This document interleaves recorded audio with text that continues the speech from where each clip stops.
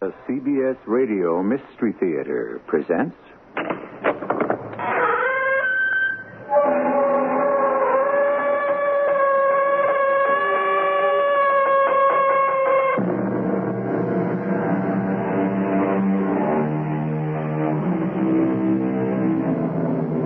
Come in. Welcome. I'm E.G. Marshall. William Shakespeare never fails me when I look for an apt phrase that tells it neatly and poetically. For instance, what's past is prologue. I'll repeat that. What's past is prologue. Yesterday's events have shaped today's. Remember that story of the Utah murderer who was almost not sentenced to die? Well, the same thing happened many years ago. The same thing. But it turned out a little differently. Minister, get in touch with the French government. Yes, what for? Everyone knows they've had lots of experience with guillotines, so ask them for one. Just like that, Your Majesty? Well, tell the French it's just a one-shot deal. And after this one time, we're not going to need a guillotine again.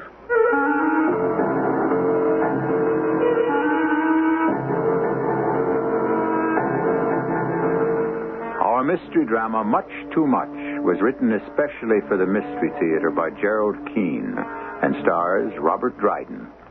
It is sponsored in part by Buick Motor Division and Contact, the 12-hour cold capsule. I'll be back shortly with Act One.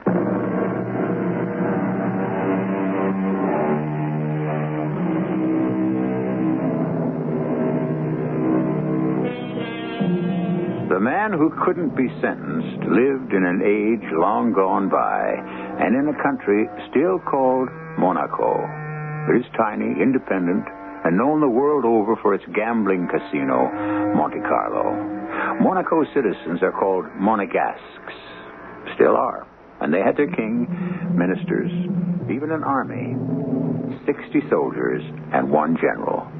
But who needs an army when no one's going to attack you? The king was forever on an economy binge and was even thinking of cutting the police force from 5 to 2 when the Minister of Publicity came to see him. Your Highness, we have a murderer on our hands. A murderer? Oh, my goodness. From France? Italy? Spain? No? Well, where did he come from? He's one of our own, Monegasque. Well, how is that possible? We're a law-abiding, peaceful people.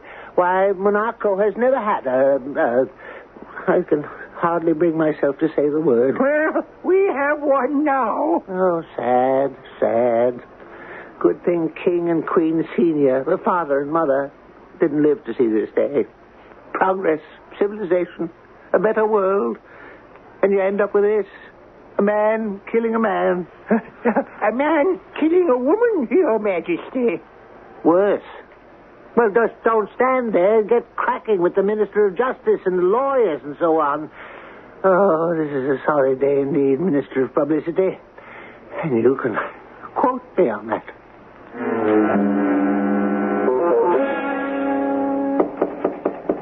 Come in. Well, that's a new one. I've never heard of a jail where the guard knocks before coming in to see the prisoner. Well, I'm sorry. You see, this isn't really much of a jail, just this room in back of the police station with an ordinary door on it, but it's all we have. Oh, no, don't think that I don't appreciate your politeness, because I do. Secondly, we've never had a murderer before, and I don't really know how one is supposed to behave without a murderer. Oh, well, you don't have to be frightened. I've only killed once in my life. And it wasn't a man. Yes. The captain told me it's a crime of passion. A crime of passion it wasn't. Just the opposite. It was my wife. Oh, you were defending yourself? Oh, my dear God, you don't wish to hear. It's of no interest to anyone but me. Oh, no, sir. I have a wife, too. It might be very helpful. You know, hints to the married man. Oh, Oh, well, it was a perfectly ordinary day. I'd been out hunting, and I'd bagged a duck or two. And I came home and said to my wife, "Here, cook this fellow for dinner." "How shall I prepare it?" says she. "Well, I'll have it braised with peas," I said. "Use that recipe of Père Lepay of the Café de Paris." "Okay," she said, "will do." Well, I came home, and she told me an extraordinary thing had happened. The bird wasn't really dead, and when she started to pluck its feathers, it flew out of the window. Well, that mean it could have happened. And the next time I bagged a duck, I told her, "Plain roast duck tonight," and she said, "All right." And I came home about 7 and opened a bottle of Côte de Nuit, and there was no duck. "What's this?" I said. A workman came to the doors and my wife and asked for a glass of water, and when my back was turned, he ran out of the house with a duck. You believe that? No, but I thought I'd wait. I went out again Sunday with my shotgun, and I bagged another. Oh, a beauty, at least 6 pounds. And I said to my wife, "We'll have this on Monday night." "Well, that duck's a bit old," she said. "All right, do it Chambertin, slow flame," I said. "Agreed." And on Monday, I came home early. You were suspicious. And there, sitting in my chair, in my dining room, my wine in his glass, was a gentleman I took to be my wife's lover, and he was eating my duck. And so I pointed my gun at him, and he admitted everything. All the ducks, my wife, everything. I pulled back the trigger. You were defending your honor. My wife screamed and picked up the duck and threw it at me to deflect my aim. The gun went off right through the duck's head into my wife's head. Her lover ran out, called the police, and here I am. With a story like that, you'll get off. Oh, I'm afraid not. If I'd hit him and not her, then I could probably go free as bad luck. And worse, if I may say so, you never even had one duck for dinner. Oh, well, I'm very sorry, sir.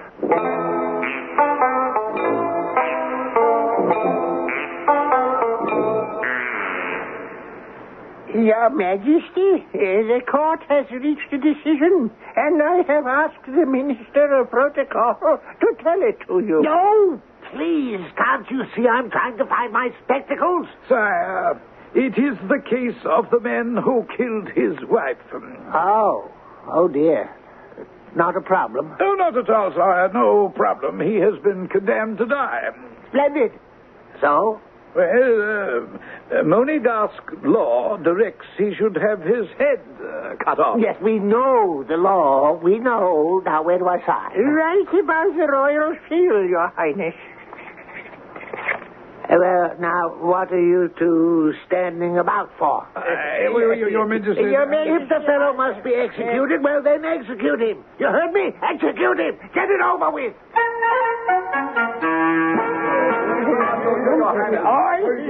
You should have told His Majesty, but put it in round numbers. He would have listened. My dear Minister of Finance, since when does our good king listen? He's not easy to bring bad news to. He dismissed us. He never gave us a chance. And as always, it will be my duty. I can see that. We don't? Never had one. Why not?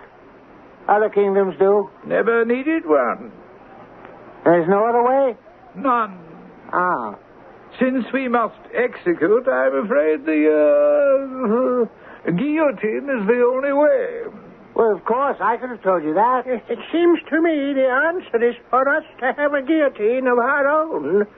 Common sense-wise. Yeah, I've got it. Oh, a sudden thought, Your Majesty. Uh-huh. Get in touch with the French. Everybody knows they've had a lot of experience with guillotines. Ask them if they could furnish us one. We'll also need a professional executioner to handle the equipment. That's exactly what we were going to say. But tell the French it's strictly a one-shot deal. We don't ever expect to need one again.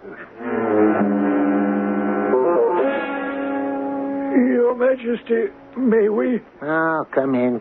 I always feel like running when I see you, Minister of Finance. As for you, Minister of Publicity, I don't know what I feel like. We have a communication from the French. What do they want now? Another wine festival? In reply to our request for a guillotine. They will be happy to supply us along with one of their own trained men, complete in costume and so forth. And that would be 16,000 francs. 16,000 francs cost-wise. 16,000 francs? That's much too much. The wretch isn't worth that kind of money. Is there any other way to behead him? Our English cousins have switched to a headsman who does the job with one blow of an axe. Kill a man with an axe? It's inhuman. It's barbaric. Well, still, what do you expect from the English? Guillotine, a guillotine. Let me see. You must be able to get one cheaper somewhere. You mean shop around? I know. Get in touch with the Italians. After all, Italy has a king, and from one king to another, maybe he'll give us a cut rate. Cut rate? Yes, Your Majesty. Those French haven't been the same since they became a republic. All they think of is money. Money, money, money. That's all they think of. Oh, he won't stand for it. I know him. He'll hit the ceiling. I'm sorry I'm late. What's the latest? We've just had word from the King of Italy. He'll be glad to help us out in the cost for the entire package, including removal of the remains, will be 12,000 francs. He doesn't want any liras. Oh, dear. I don't know that I wish to be the minister to tell His Majesty that. 12,000 francs? Did you say 12,000 francs? To the sou, Your Majesty. 12.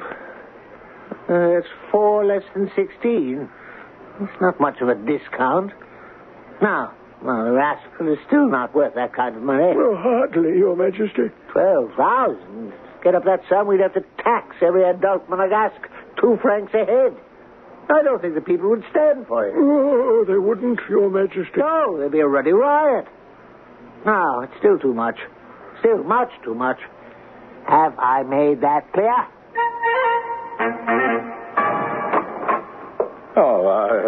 What do you want, God?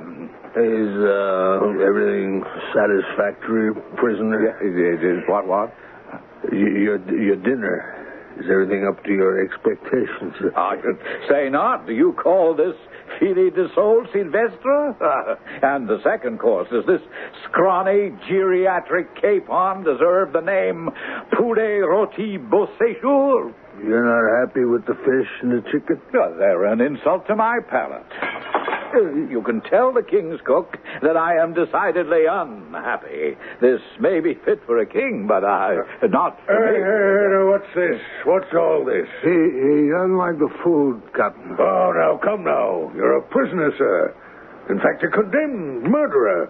Not a paying guest at one of Monaco's quality restaurants. Now, don't tell me what I am. I know my rights. He doesn't like the filet de sol Sylvestre. I am entitled to have exactly what I desire for my remaining meals on Earth. This is a fact known to the penal system the world over. What a man condemned to die is entitled to. I know my international convention. Yeah, but my dear prisoner, you're not about to die. Our king has not been able to secure a guillotine at a price the kingdom can afford. This execution your conduct has forced upon us will cost Monaco much too much. Yeah, well, I see your dilemma. I'll give that some thought. In the meantime, my dear Captain, bring me some decent food fit for a decent human being to eat.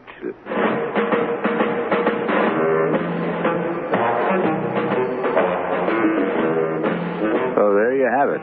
An execution that would cost too much. A condemned man demanding his rights. Doesn't justice appear a little topsy-turvy to you? Read something like this quite recently, where it said that too often the rights of the guilty are more observed than the rights of the innocent. The criminal more cared for than the victim. Certainly something has to give. But what? And when? And how? Let's find out when we continue with Act 2.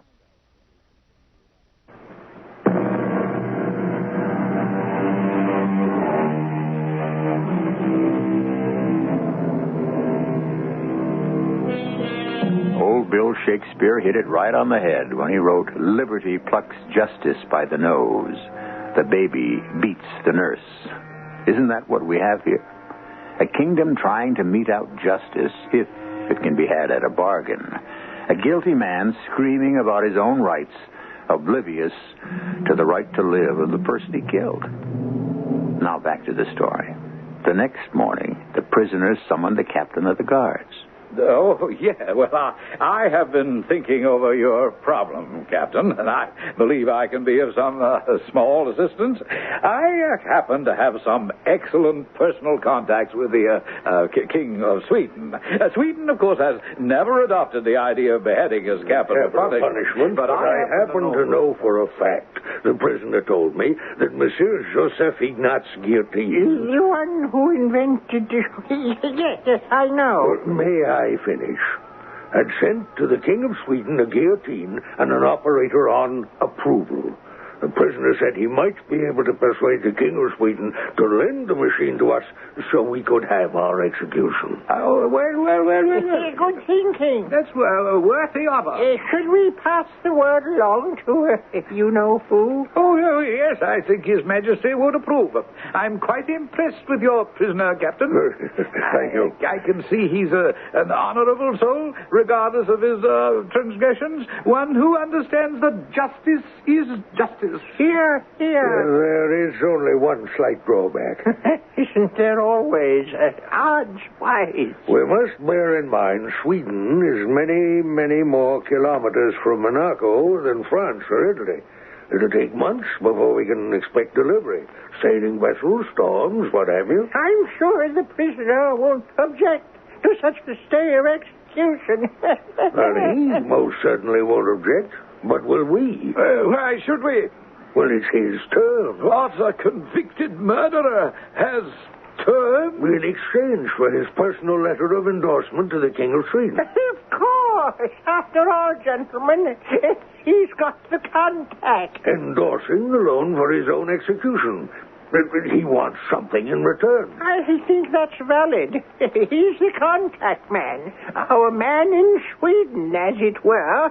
He has to be paid off a fee. He wants money? No. The prisoner's fee is that in return he would like his meals every day from today to be of the superlative quality generally reserved for the condemned man's last meal. Do you think the King's cook can deliver? Well, I certainly hope we don't have to import a chef from Paris to feed this undesirable. And he has instructed me to request of the King's cook. Where did I put that piece of paper? For lunch today he wants a cold poached bass suédoise. And for dinner tonight, filet mignon with a sauce béarnaise. Is that all? He hasn't decided about the wine.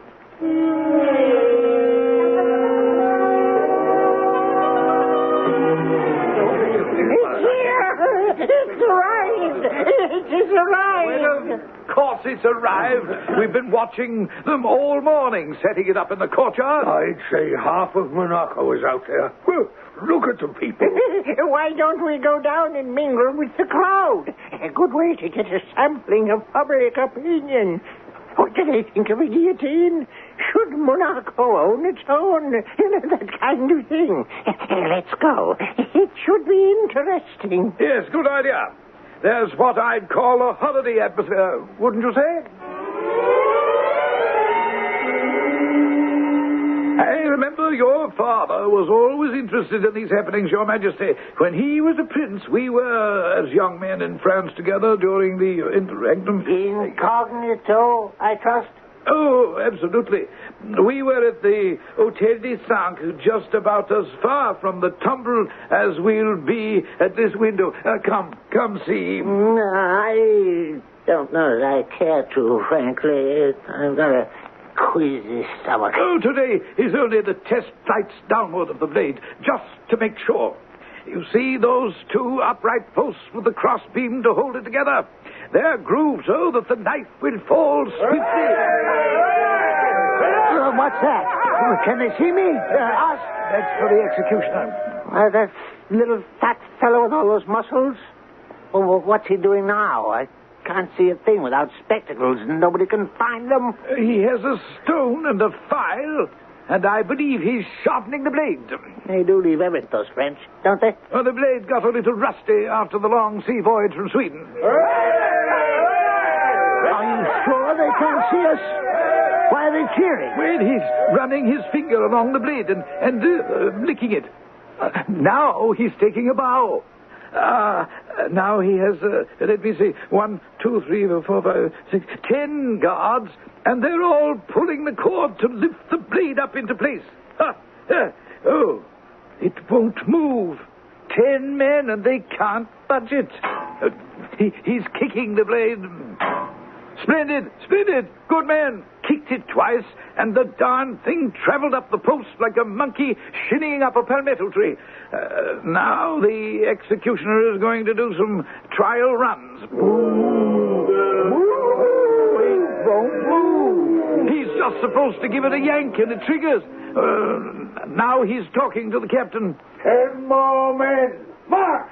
10 more. March! March! They keep adding men to yank at that thing. It looks like the blade is jammed up there. 1, 2, 3, pull! 1, 2, 3, pull! He's got the whole army on it now. 1, 2, 3, look out!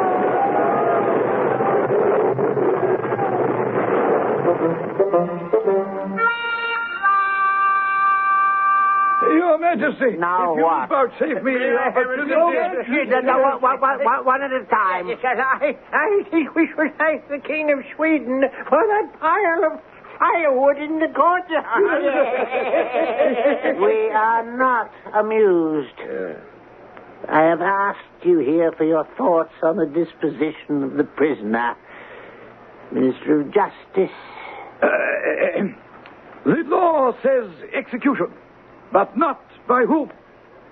Might it be done by one of our soldiers? A soldier? I don't see how. Excellent. Why didn't any of you dolts think of that? It's a natural. A soldier to cut a man's head off. But, Your Majesty, After all, in war, soldiers don't mind killing people. In fact, that's what they're trained to do. Send for the general.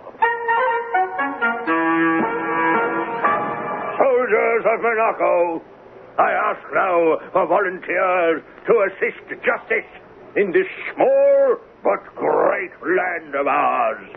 A criminal has been sentenced to be executed, and we need one man who will bravely undertake the task. One man, step forward. I put it to you all again, all 60 of you brave defenders of the spirit that is Monaco. Will one man of you please step forward? I'd say that there'd probably be a few extra francs in it for the man who steps forward.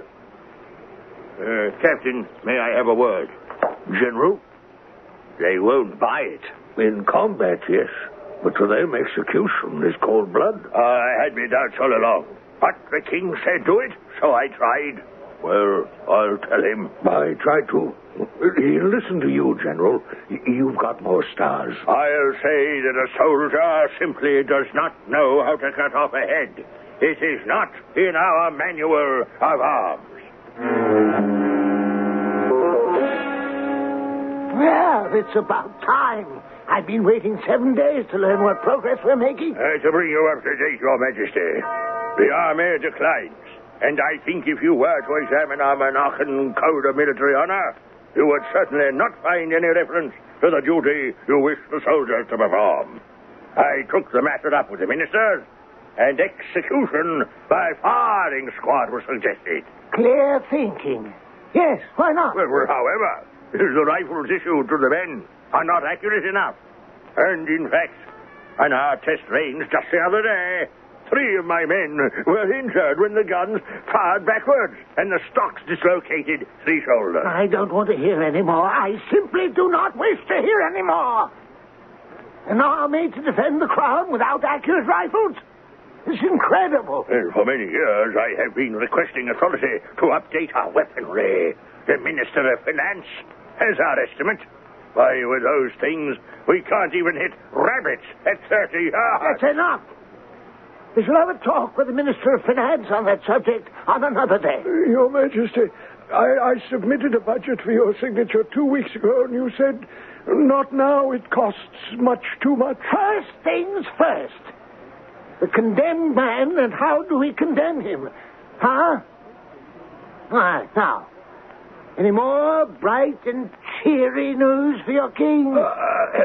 Your Grace, for the past week, we have diligently put our heads together. Considered? Reconsidered? We have assembled a commission and a subcommission, a committee and a subcommittee. To study the pros and cons wise. And we have finally concluded, sire, that the best thing would be to have your Majesty commute the death sentence to one of life imprisonment. Well...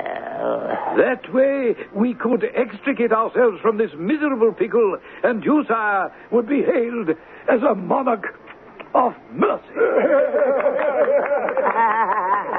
That's fantastic. And much, much cheaper.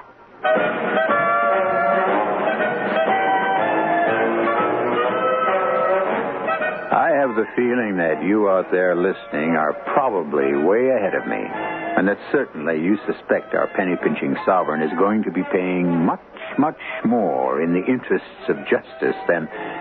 But I shan't give it away. Stay with us and find out with us in Act 3. Did you know there are over 100 different strains of cold virus? And any one of them can make you sick? That's why there's Contact. No matter what cold virus attacks, one capsule helps relieve your swollen membranes, your runny, sneezy misery up to 12 hours, all day, all night. That's the wonder of Contact. Give your cold to Contact. Real medicine for real cold. Take all days direct. How does your laxative work? Many brand name laxatives contain ingredients that expand in your stomach. That's how they work. We know a medicine that works differently. It's in the X-Lax pill. Overnight, the X-Lax pill gently stimulates your system's own regular rhythm. Stimulates your system for relief in the morning. No surprises, just relief in the morning. That's the X-Lax pill. Try it tonight with confidence. For occasional use only as directed. X-Lax pills.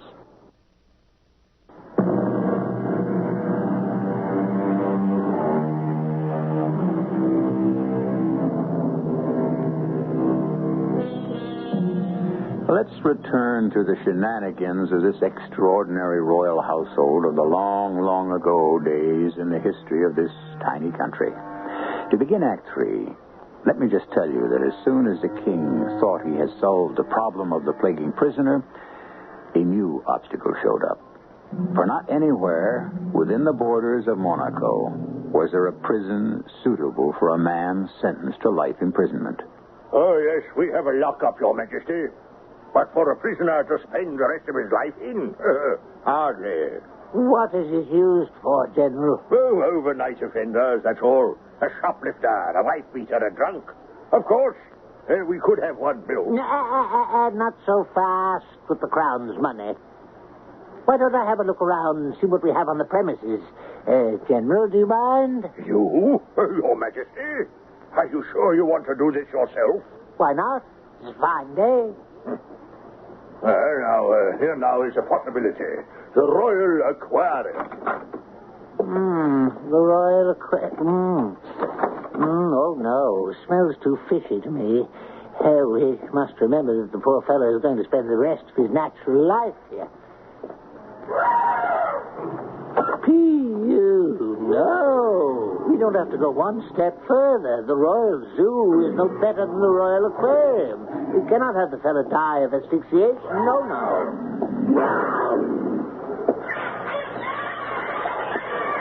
The Royal Aviary.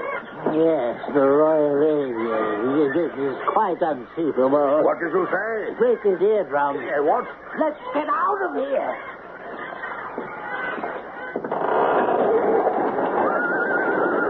Now, this might not be bad. The Royal Stable. I suppose you could get used to it. Of course, if we gave it a good cleaning, there are certain advantages. Those small high windows with the bars. Even the stalls. Well, I mean, the prisoner could use one for sleeping. Plenty of hay and straw.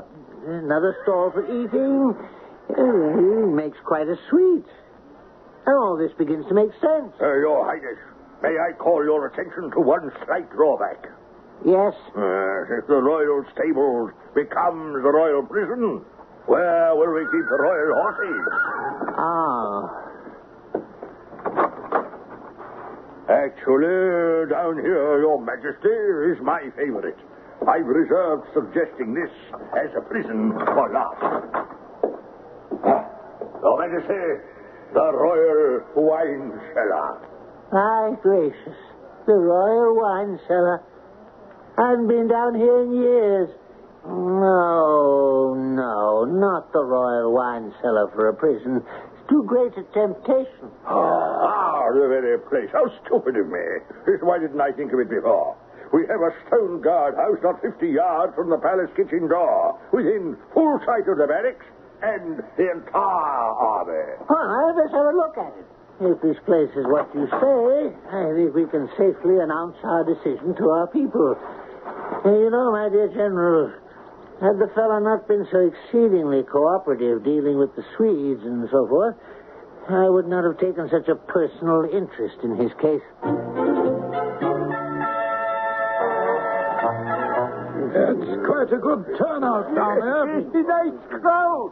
Who's keeping the king? And I advised him to make the people wait before he appears at the balcony. The longer they wait, the more docile they are, and it builds up his entrance, anticipation-wise.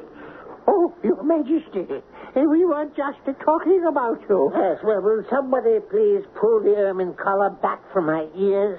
Darned annoying the way it rides up. No, not that way. Pin it to the cloak. Now the crown. It feels crooked. Does it look crooked? I hate this crown. May have fitted farther, but it's much too small for me. Well, now, everybody ready? Oh, yes, Your Majesty. All right, let's get this show on the road.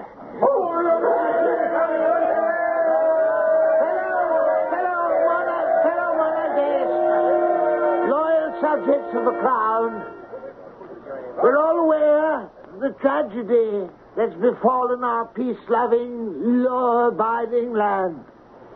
That one single Monegasque has disregarded the canons of social behavior and snuffed out the life of another Monegasque is...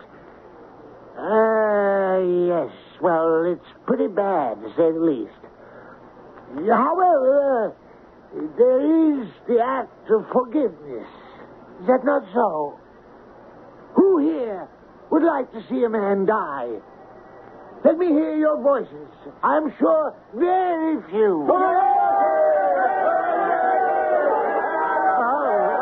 Oh, dear. You really are that fond of death for a criminal. However, I, your king, I feel compassion. Let me say, great compassion. Therefore, since we would rather our prisoner lived and learned to repent his misdeeds, we have decided to commute the death sentence to one of life in prison. Let me tell you a little of the arrangements for the safeguarding of the prisoner. He will be incarcerated near the palace, well guarded round the clock by 3 shifts, brought his meals by the guards, and I would say pretty well guarded. All right, and so with this momentous news, we conclude. And thank you for your devoted attention. And now, everybody back to work. On the double! Oh, I'm exhausted. How did I do? How did it go? Huh? Marvelous. It's simply marvelous. I don't know. I don't think I grabbed them. Cousin, Your Majesty, can I be familiar just once?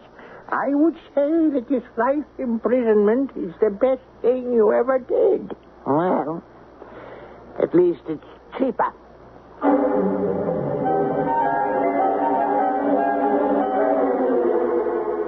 I don't believe it. I can't believe it. Your Majesty, I've been keeping close tabs on the whole operation every month for the past 12 months. From the day the prisoner started his sentence, I watched it like a hawk. I make sure there's no duplication, no waste, no fat. And these are the figures. We'll go broke. Add it up. Round-the-clock guards for 365 days. That's 8,760 guard hours. Food for the 2 shifts when they're not normally feeding guards. Food for the prisoner, and that's a heavy item. He's no cheap eater. No, don't get me wrong, Your Majesty. I understand. Gourmet meals, that was the deal. It can't be. 1,000 francs a year? All right, the rest of you, you've been standing around with your mouths open and saying nothing. General, ministers, say something. Perhaps the first year is always higher, expense-wise. No, you don't, simpleton. This life has a young man. He could live for another 50 years. It's a severe drain on the royal purse. This rascal is bleeding us. There's got to be a cheaper way. We could save money if we dismissed the guards. Wait a minute. No guards and the prisoner might run away. Is that such a bad idea? He's got it. Is that such a bad idea? General, release the guards. Unlock the door. When, Your Majesty? This very minute. Very good, sir. What time is it? A few minutes till dinner time. Good. Let's watch. When he hears the door unlock, he'll think they've brought him dinner. And then... here, this window faces just right. Let me see. Oh, yes. The kitchen is below us to the left. Oh, there's the general. The guard is unlocking the door. And there goes the guard. You see him around the corner? There goes the general. Here he is, the prisoner. Absolutely, on the button. Ooh, look at the expression on his face.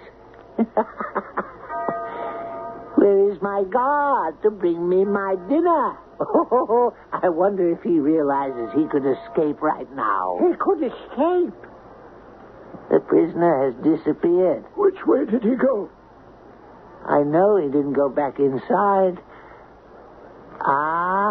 Ministers, I believe our problem has been solved. Our prisoner seems to have decided to take a little walk. Now, nobody here will go down there. Nobody in this room will give any kind of an alarm. Tomorrow we shall decide, in consultation with the Minister of Defense, the Minister of Transportation, as well as the Minister of Justice, exactly when to give the alarm. The border is only a quarter hour away by train. On foot, it takes a little longer. We want him to have ample opportunity to make a complete escape. Your Majesty, Your Highness, he's back. What? Who's back? The prisoner. He's carrying a tray. It must be his dinner. Of course. He's been to the king's kitchen, fetched his own dinner. What do you think of that? Self-service. He's back inside his prison. He's shutting the door behind him. He's not leaving. He's staying. Well, you might as well tell me. What's the bad news? He did it again. All day. Opened the door at breakfast time. No guard in sight. Went to the royal kitchen. Asked for what he'd ordered. They gave it to him. He went back to his cell and he ate it. The same thing at lunch and at dinner. And he's ordered his menu right through Sunday. Well, I'm not waiting for any Sunday. Well, what can we do? Tell him. That's what you have to do. Tell him straight out that we don't want to keep him, we don't want to feed him, that he's a lazy good-for-nothing, and to get out and get himself lost. Well, but I have nowhere to go. I mean, what can I do? Everybody knows about me. Every day, at least 50 rubbernecks walk around the guardhouse, gawking and pointing and whispering. You have ruined my character by your sentence. What can I do? My dear chap, wouldn't you feel better out in the world, making an honest living? Well, to tell you frankly, I've gotten out of the habit of working. Oh, come now. No, you treated me very badly. In the first place, when you sentenced me to death, you should have executed me, but you didn't. All right, I didn't complain about that. And then you sentenced me for life and put guards on duty to bring me my food. Sometimes they'd be late, and I would have to wait as much as 15 minutes for my dinner. I didn't complain about that either. Then you took the guards away, and I had to fetch my own food. Well, perhaps I'm too easygoing. I didn't complain about that either. But now you actually want me to go away? I can't agree to that. You can tell the king that so far as I'm concerned, a deal is a deal. Ministers, things are not as we might wish them to be. Does anyone here have any ideas of how we can get rid of this monster? Certainly. Offer the prisoner a pension. Pay him? If he leaves the country. Pension him? Can we keep it reasonable? I suggest 500 francs a year. Much as that? He may go for it, found money-wise. Yes, I agree with the Minister of Finance. It would be worth it to be rid of him. 500 francs. Think maybe you do it for 4? I don't think we can haggle. Summer is coming, and it would knock us out of the tourist business. People don't want to visit a country where there's a roaming convict, a killer who doesn't want to leave, and whom we don't want to lock up. Well, that's it, then.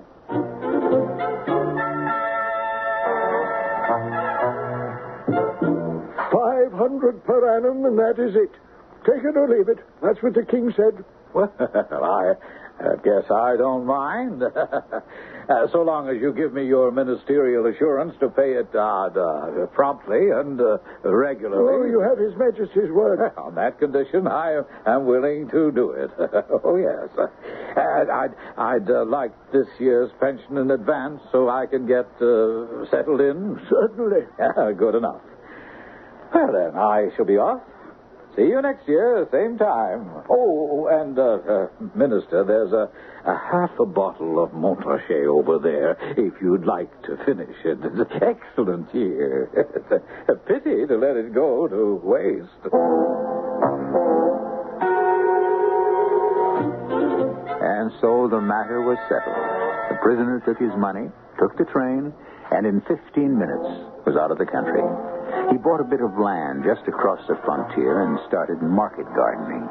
He never went hunting again. He never married again. Once a year, he goes to the palace, draws his pension, goes to the gaming tables, stakes 3 francs, sometimes wins, sometimes loses, and returns home. And there's a bit more to this tale, which I will tell you when I return.